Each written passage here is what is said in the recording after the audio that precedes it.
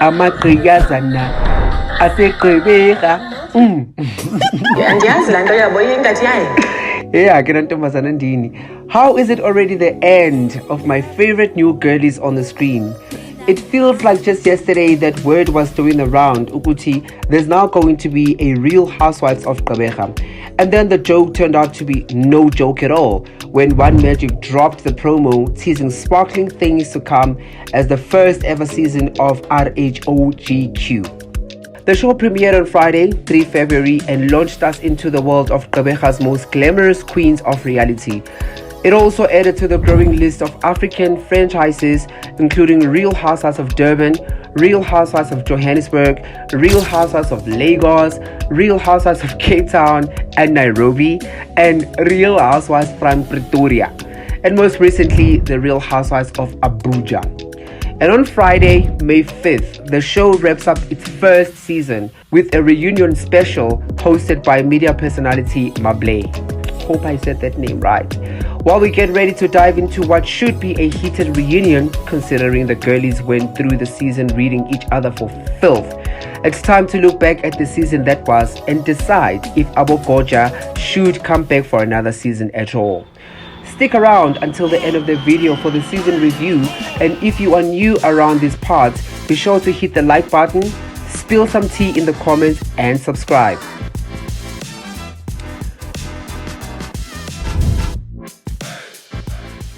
Welcome back to the Quench YouTube channel.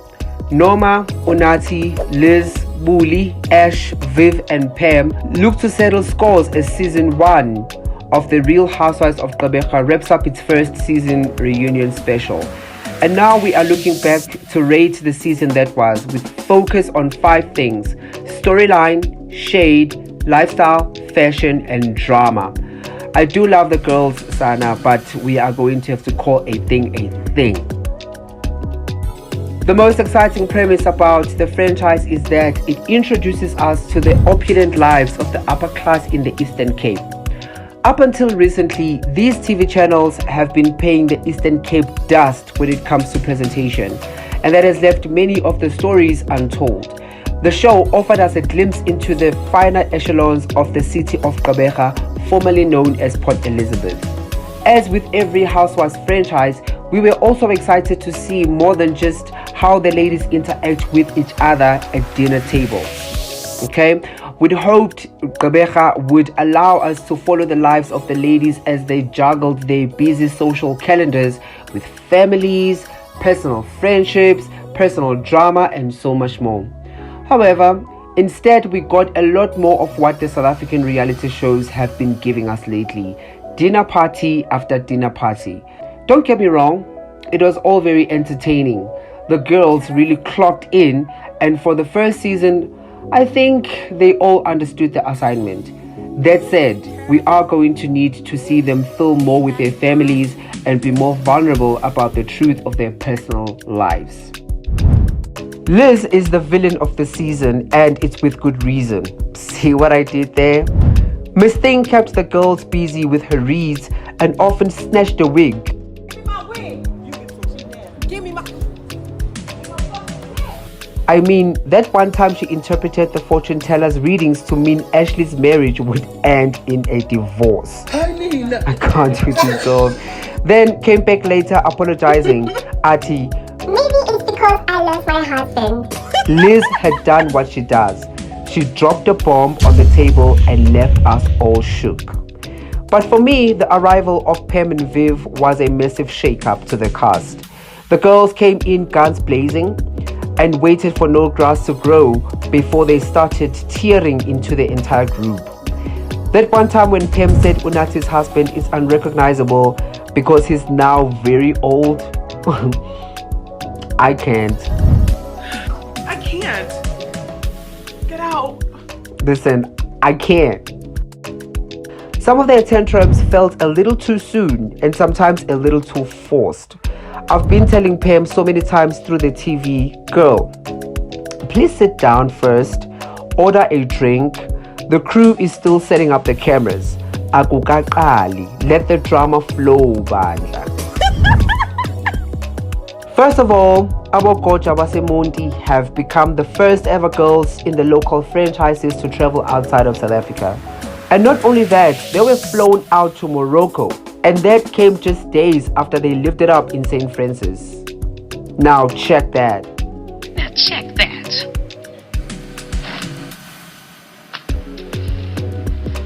But on a day-to-day basis, I'd say the ladies seemingly had rather normal middle-class lives. And there's nothing wrong with that, Betuna. We can't knock anyone's hustle. And there were one or two hustlers in here.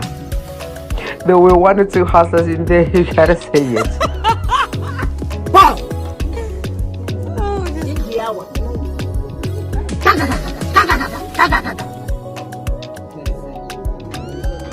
When compared to the Joburg and Durban peers, the Gqeberha girls were found wanting. That said, I do appreciate how they managed to make it all look good, soft and entertaining. Though, I'm gonna need the girls to step it up and pick better restaurants next time. I can't be thinking it's a chisanyama. There were no fashion standouts, Abba. You've got to appreciate how most of the girls stayed on theme for most of the gatherings though. When it was time to hit the safari, we were served safari attire, and so on and so forth. There were also a few confessional looks that looked decent enough. The overall fashion and style, however, just didn't give. Like at all, Shem. And lastly, the drama. Let's face it, we do like our reality shows with a good supply of screaming fests. I'll drag you in this bitch! Whatever you say. I wasn't talking to you, Peter. I ain't no man. I ain't talking about who's you talking to? Let me walk away. Wine tossing. For the rest of my life, I'm not a beggar anymore. Stop when you talk and say, I'm going to point at you. I'm going to point at you. Damn Shade, big drags, and just a whole lot of drama. For me, in addition to the humor, because I do think the Real Housewives of Gqeberha are the funniest out of all the franchises, the girls really delivered when it comes to drama. They came to work.